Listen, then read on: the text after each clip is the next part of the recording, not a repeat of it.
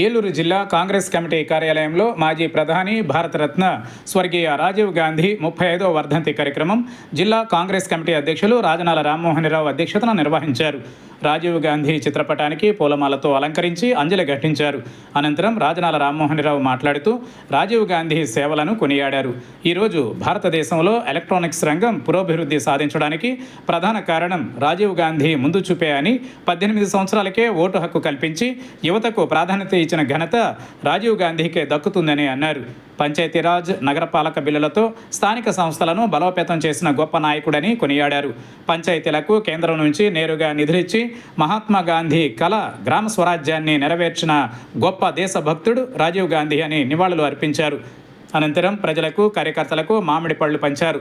ఈ కార్యక్రమంలో black 1 president చక్కా గుప్తా, సిటీ అధ్యక్షులు ప్రతాప సుబ్రహ్మణ్య శర్మ, సిటీ మహిళా కాంగ్రెస్ అధ్యక్షులు ఎస్ఎంటీ పద్మావతి నాయుడు, నాయకులు కొత్తగూడెం నరసింహారావు, దండుబోయిన చంద్రశేఖర్, సేవాదాళ్ సుబ్బారావు, సదే బాబుప్రసాద్, వెంకటరాజు, వెంకన్న, వెంకటేశ్వరరావు తదితరులు పాల్గొన్నారు.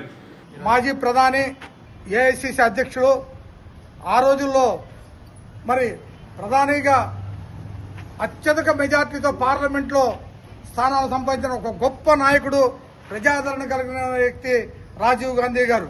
అలాంటి రాజీవ్ గాంధీ గారు ఎన్నికల క్యాంపెయిన్ చేస్తూ వైజాగ్ నుంచి మరి శ్రీపెరంబదూరు వెళ్తే అక్కడ హత్య గావింపబడడం చాలా దురదృష్టకరమైన సంఘటన.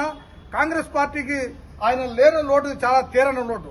ఎందుకంటే ఈ దేశంలో కాంగ్రెస్ పార్టీ బలపడటం, ఆ బలపడటంలో కూడా పేద ప్రజల మనసుల్లో ఉండాలి. శ్రీమతి ఇందిరాగాంధీ గారు చేసిన సంక్షేమ కార్యక్రమాలు ఏ విధంగా ఉన్నాయో ఉండాలని ఆలోచన చేసి యువతను భాగస్వామ్యం చేయాలని చెప్పి 18 సంవత్సరాలకే ఓటు హక్కు తీసుకొచ్చినటువంటి ఒక గొప్ప నాయకుడు రాజీవ్ గాంధీ గారు.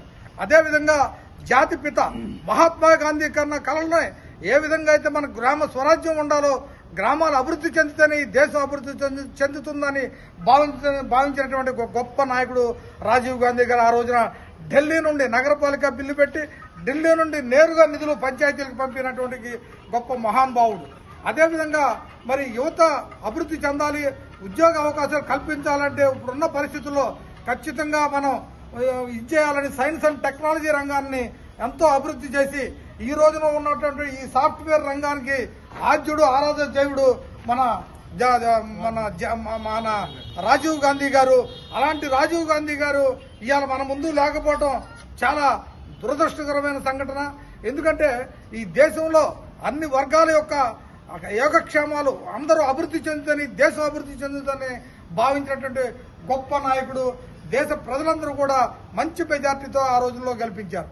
మరి అలాంటి వ్యక్తిని, అలాంటి నాయకుడిని కూడా హత్య చేసినటువంటి ఈ దురదృష్టమైన భారతదేశంలో మరి అలాంటి సంఘటనలు కూడా జరిగినాయి. అంటే మనందరం కూడా ఇవాళ మన నాయకుడు లేనప్పటికీ ఆయన ఆశయం కోసం ఇవాళ రాహుల్ గాంధీ గారు ఎంత తపన తాపత్రయం పడి ఇవాళ ఈ దేశం కోసం ఆలోచన చేస్తున్నారో ఒక్కసారి మనందరం కూడా ఆలోచన చేసి ఖచ్చితంగా కాంగ్రెస్ పార్టీ వస్తేనే ఈ రాష్ట్రానికి, దేశానికి అభివృద్ధి చెందుతుందనే విషయాన్ని మీరు ఆలోచన చేసి ఖచ్చితంగా మనందరం కూడా ఈ మన రాజీవ్ గాంధీ గారి కళలో నిజం చేయాలంటే రాహుల్ గాంధీ నాయకత్వాన్ని రేపు మనం బలపరిచి ఖచ్చితంగా పార్లమెంట్లో రేపు ఇవాళ అపోజిషన్ ఉన్నప్పటికీ రేపు మనం ఇది అన్నింటిలోనూ మనం అత్యధిక మెజార్టీతో గెలిపించుకోవాల్సిన బాధ్యత ఉంది. ఇవాళ దేశంలో చాలా పరిస్థితులు చూసాం మనం. కరోనా కానించి అనేక సంఘటనలు ముందు చూపుతో రాహుల్ గాంధీ గారు చెప్పినప్పటికే పట్టించుకునే సంఘటనలో ఇవాళ ఎంత ఇబ్బంది పడుతున్నామో. మరి ఆ రోజుల్లో మరి దేశంలో మరి బంగ్లాదేశ్ యుద్ధం చేసినా ఎక్కడ చేసినా మరి ఇందిరాగాంధీ గారు ఎంతో చాకచక్యంగా అలీనోద్యమ నాయకురాలుగా చేశారు. అలాంటి రాజీవ్ గాంధీ గారు మన ముందు లేకపోయినప్పటికీ ఆయన ఆశయం కోసం మనందరం పాటుపడవలసిన అవసరం ఉందని చెప్తూ